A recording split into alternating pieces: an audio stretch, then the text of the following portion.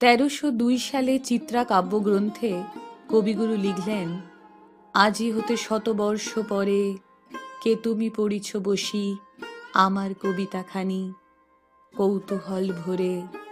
আজি হতে শতবর্ষ পরে। রবি ঠাকুর কি করে জানলেন তার জন্মের শতবর্ষ পরেও আমরা তার কবিতা পড়ব, তার ভাষায় কথা বলবো? বৈশাখের উষ্ণতম দুপুরে কিংবা বৃষ্টি ভেজা সন্ধ্যায়, প্রথম প্রেমের সুভাষে কিংবা বিরহ বেদনায় তার গানই আমাদের আশ্রয় হয়ে উঠবে। 1268 বঙ্গাব্দের 25শে বৈশাখ জন্মগ্রহণ করেন কবি। বিশ্বের দুয়ারে তিনি কবি, লেখক, নাট্যকার, গীতিকার কিংবা চিত্রশিল্পী। তবে বাংলার ঘরে ঘরে তিনি আমাদের প্রাণের ঠাকুর, রবি ঠাকুর। শুভ জন্মদিন কবি।